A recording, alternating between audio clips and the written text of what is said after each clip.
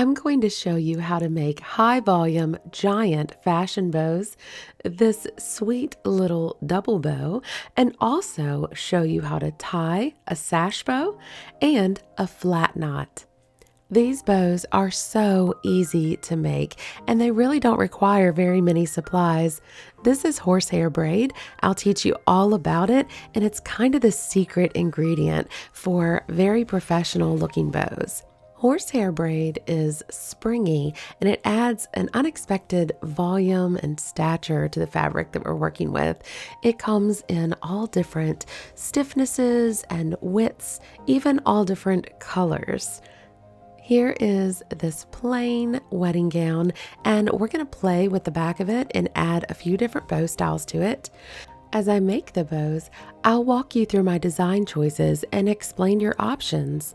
That way, when you make a bow, you'll know what to expect. I'm just using this super cheap lining fabric that I have lots of yardage of laying around. Because there are so many variables, you'll want to experiment with a cheaper fabric, and then you can kind of deconstruct it and remake it in the real fabric that you want to end up having on the dress. Because the scale of every bow is different, I'm cutting this on a grid to give you general sizes, but it's really not as technical to need exact patterns. Essentially, a fashion bow is two main parts: the loops of the bow and the wrap. Permanent accessory fashion bows are rarely actual tied sashes. Here I'm demonstrating the most basic, rudimentary type of bow that you can have. I've just scrunched that looped up fabric together, and then I'm wrapping it in another little strip of fabric, and I'm just tying it behind, and you'll see how this gives us that uniform, symmetrical shape that we go for with fashion bows. Now that you understand that there's two parts, it's not actually a tied bow, let's move away from this sweet little basic bow into something a little more elevated. Let's start with this structured double bow. This is a small to medium size bow for the back of a gown. And what we have basically is stacked 2 layers of the loops with 1-inch horsehair braid in the tube of those loops. So I've cut one. I'm going to cut another rectangle here, and I'm going to go steam them real quick to get the creases out. Again, if this was the final one, I would have my fabric pre-pressed, but we're just playing. So I'm going to lay out this horsehair braid, and I'm going to cut it approximately the length of these rectangles. Essentially, you want the length and the width of this to be twice of whatever you want your finished size of your bow to be. It's roughly like that. So let's go into the sewing room and start sewing. I'm just going to make a little tube or a little tunnel here for each of these. And again, this is like super cheap throwaway lining. Somebody donated a whole roll of this to me, so I have lots of fun with draping and designing and just kind of perfecting my technique on some things before I move on to more expensive fabric. But boy, does it fray. So I thought while I was filming this, I was like, I need to share this other little tip with them.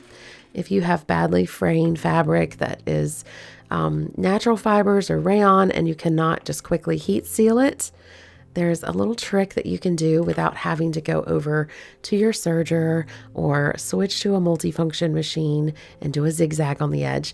And I'll show you that in just a minute. So we're going to do these, as we used to say in the education space, hot dog. We're going to do these hot dog style. That means we're sewing down the length of it, the long side, not the skinny sides.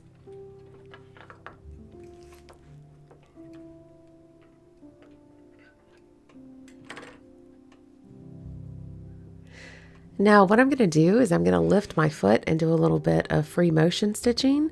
You can see if I just stitch a wave, there we go, wave down the side, That's going to prevent further fraying. It's going to work almost like I zigzagged. So that's kind of handy if you want to wrangle some of your fraying issues without having to move to a different machine. That's one of the thousands of totally unnecessary skills that we can have in sewing that just happen to come in handy. So you don't have to learn that if you don't want to. Now we're going to turn these tubes right side out and we're going to run the horsehair braid through them.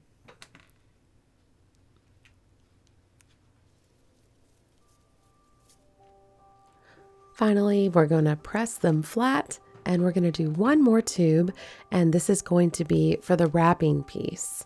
And this is going to be made just like the others. Then I'm going to fold the loops over so that the ends meet, and we're going to stack them and just sew those ends together. I'm not making kind of like a sewn infinity with this yet. So don't sew it to the opposite side of the loop. You're just sewing those ends together in a little stack. So it's almost like a little cuff there. And we're going to trim off the excess. We don't have to worry about finishing the edge of this because it's going to be enclosed in the wrap. And we're going to do that to both of these loops.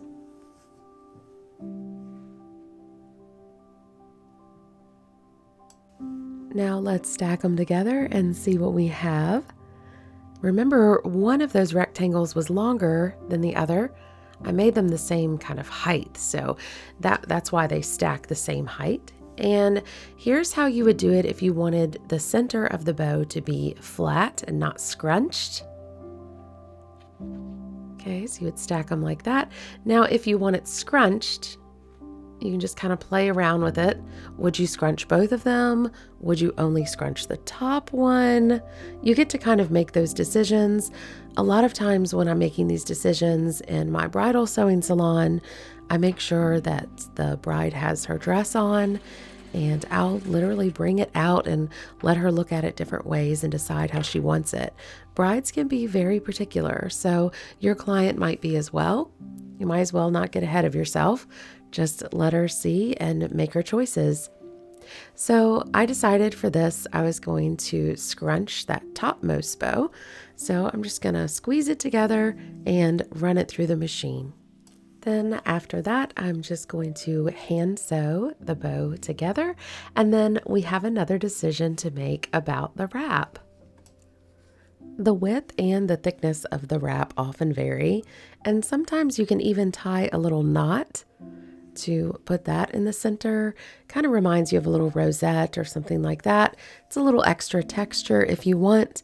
Many of the modern styles that brides are loving right now, the clean look as they call it, that's going to kind of move them in the direction of just having the flat wrap going across there.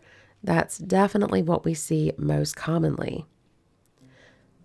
So you're going to bring the one piece over and sew it in place. Make sure you sew it to the loops so that it can't slide from one side to the other. And of course, you want to make sure that this is perfectly centered. If you don't get this wrap centered, it's going to be obvious, okay? So we'll sew this down, and then we're going to bring the other piece up and sew that one down as well and finish off that final edge of that by wrapping our stitches along the edge of it so it doesn't fray too badly. Again, you're going to have a choice here about how much tension you put with this wrap. There's some proportions that you want to keep in mind.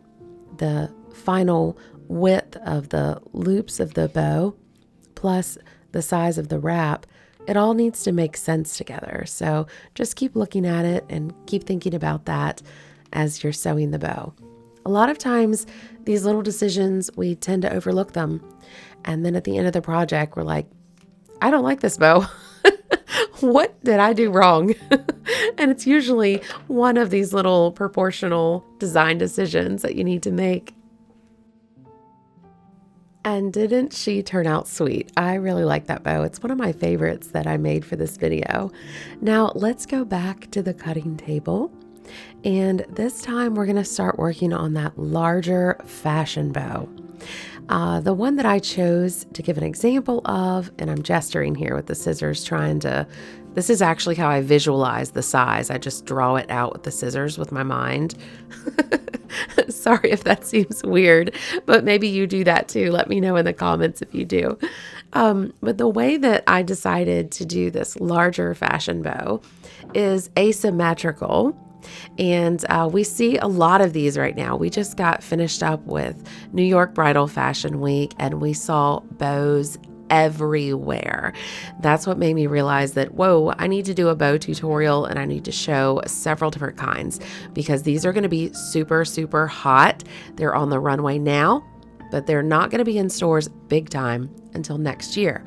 That means as bridal sewists and even hobby sewists, we're going to be making bows to accommodate the desires of the brides. So what I did here is I'm planning on doing an asymmetrical bow. I'm showing you here how your wrap can be a little bit thicker. So I just rolled and rolled this fabric to get a little bit of a fluffier center wrap, okay? But what we're going to have is that larger bow piece kind of going up at a 45, and then we're going to have two smaller loops on the lower end. There are a lot of bows that we see on the runways right now that are asymmetrical and are, as the old folks would have said when I was growing up, the old country folks would have said they were a little cockeyed. So yeah, they like them, kind of tweaked a little to the side. They're fun like that. I think they're cute. But I purposely decided to make each loop of this bow a different size so you can see how we would make it. So right now you are seeing the dimensions of the larger upper loop of the bow. And I'm going to use my 4-inch wide horsehair braid. But that's not even wide enough. So I'm going to take 2 pieces of that horsehair braid and put them side by side. Now, some of the horsehair braids will have the string that runs along the edge. And see that white ripply string along the edge of it? That might glow through. And so you just kind of give it a tug and a snip. And then you can pull that through so that it doesn't glow through your bow. Now, I need to show you something else that might be glowing through the bow and kind of messing up the smooth look of it. And that would be the seam. If we were to leave the seam right here and fold it over, I'm going to put this in front of a light. You can see how you can see the lines of that seam through the bow. And that really may show with pressing marks or even just the light shining through. So often we'll see the seam rolled down toward the bottom edge of that loop, and that makes it a lot less visible. Speaking of visible, another way to avoid another stitch line inside that bow is to fuse these 2 4-inch wide horsehair pieces together with some fusible webbing. So yes, I could have sewn it with invisible thread, but why? This works just fine. It's super quick. And there's no trouble with doing this in certain instances with bridal sewing. So it's transparent enough, and they actually do have horsehair braid even wider than 4 inches. I just didn't have any on hand for this example. In keeping with showing you as many variations as I can, for this one, instead of just doing that little tuck like I did with the last loop on the other bow, I'm going to show you the gather stitch. So what I'm going to do is loosen my stitch tension and lengthen my stitch length. I'm going to lengthen that to 4. I lock stitch at the back, stitch all the way through. Do not lock with a reverse stitch when I get to the end. And then I'm going to find my bobbin thread and give that a tug just to get a nice, neat, even gather. I remember this from when I was a little girl, my mom and my grandma making curtains and doing these gather stitches. This is an old technique. So you get to the right compression that you want, and then you're going to knot that together. And a lot of times people would sew back over that one more time, but that's a pretty little gather, isn't it? It's so even. Those nice long stitches give you those even gathers. Now, a lot of you who visit my channel are just stopping in for one little technique that you're searching. But if you could, please, these videos cost you nothing. If you could just hit the like button and hit subscribe, it would mean the world to me. It allows me to keep making these videos, and it's a very easy way for you to show gratitude and for you and I to have a connection. This way also you won't lose track of me. All right, so the next loop I'm going to make is going to be with my 2-inch horsehair braid. And for this one, I'm going to stack these horsehair braids.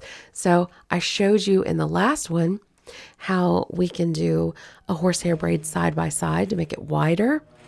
Well, this one, if your horsehair braid that you have on hand is maybe not stiff enough, you can stack them. So I'm going to make this tube again. I usually make the tube where the final size of it has a little play in it. It's got another 1/2 inch, 3/4 of an inch of extra room in there after you put the horsehair braid in. And this is no different. So I stack them, put the safety pin in the end, and slide them up through. A lot of times when I do my videos, I like to tell stories of the bride or stories of the history of the techniques. Right now, I am in the big middle of bridal season. Maybe you are too. It's like prom, bridal season. I didn't have time to do any of that research, but I really wanted to get this video to you. So this one is just purely techniques, but there's a wide variety in there, and I hope that helped you. If there's any questions, now I'm not closing this video out. You can see there's quite a bit more to go because I have several more bow techniques to show you. But just while I have your attention, if you have any questions, please leave them in the comments, and I would love to help you out if anything is unclear. So same thing, I made my loop, and we're also going to do it now for the 1-inch wide piece. Then I'm going to put just a little tuck into each of these just by sewing that little tuck in. And then I'm going to look over the pieces and arrange them and do my design work. So at this point when I'm looking at it, I'm like, do I need more pieces? Does one need to be bigger or smaller? What's the prettiest way to stack them? And the final result of this may not necessarily be what I would have done with this dress for this bride. So I'm gesturing this wrap piece could be thicker, it could be wider. And I'm discovering here that I really want to force a tuck right here to permanently stay just like that. I think that would be prettier than just the gathers. So I'm going to take that over to the machine, tack that in there. And again, this is not about this bow. This is about, I want you to see all the different choices that we have to make when we're making these fashion bows. We don't really just like tie a bow and walk away. There's a lot of work that goes into these, making them as stiff as we need them to be, as voluminous, the shapes to be right and in proportion. So now I've permanently stitched these 2 bow parts together, and it's time to think about the wrap. That will be hand sewn on just like the previous bow. I pretty much always hand sew the wrap portion of the bow on. Now we're going to go back to the cutting room and look at the gown, and I'm going to show you several different ways of tying a bow, and then I'll show you the fashion bows that we made. Let's start with left over right and pull left straight up and pull right straight down. Now form a loop with your right pinky, turn it to the right, bring the top piece down over and through the back. That is how you tie a bow, and it turns out perfect just about every time. So if she wants a more relaxed look, you just pull the loops further through and they'll drape a little bit. Now for a half bow, you're going to do the same thing, left over right, straight up and down, form the loop with your pinky, bring the top through, and now bring the whole tail through. So that's a half bow. And that looks great with asymmetrical designs. Now I'm going to show you a flat knot. This is very low profile. Left over right, straight up and down. Notice the pattern. And then you're going to bring it down and behind that right piece and through. You can replay if you need to, but I am going to show you this one more time just because my hands are a little bit up in all the business. So let me untie that. And again, we start all of these with left over right. Bring the left straight up, right straight down. Now your left is going to come down and it's going to wrap around below the right piece through the loop. And you don't have to pull it so tight if you want it a little more of a square knot in the middle. Now, this is just for scale. That's that little bitty schoolgirl size bow that we made real quick. It just doesn't look right. This is why the fashion bows a lot of times are overstated. So this bow is probably, I don't know, 4.5 inches across, and it looks very, very small on the back of a gown. So hopefully that can help give you a sense of scale when you're playing with the fabrics and deciding how wide you want the bows to be. Now this double bow that's stacked is about 8.5 inches wide total, just to give you a sense of scale for that. And it looks much more in proportion for the dress. This bow is just a little bit more shy than those great big fashion bows that we see. Again, I'm a little partial to it, but I don't know. I think I like the big sassy bow. Let's look at the big sassy bow, shall we? And again, you're going to have some design choices to make. So you're going to have to decide what angle you want this bow to sit at. Now, typically, and that means nothing in the fashion world, right? Typically, when we see an asymmetrical bow, the knot is still toward the center, unless if the train is asymmetrical and it's going to drape over to the side, then the knot may be a little off to the side. Typically, if one side has a larger loop than the other, usually the larger loop faces up, kind of how this is, and it has that flare coming up the side. But you never know, sometimes you might want a heavier loop draping down the side of the train. So here you go. This bow demonstrates to you 3 totally different loop styles that you can do. And typically with this style bow, it's going to be tacked in several places so that it can be nice and secure. Obviously, they have to get in and out of the dress. So usually the right side of the bow snaps onto the dress and it's tacked onto the left and tacked at the center. So tell me in the comments which bow was your favorite and how many of you had to make this year. Again, welcome to the community. Make sure you hit subscribe. It means the world to me. I'm super grateful that you came and visited my channel.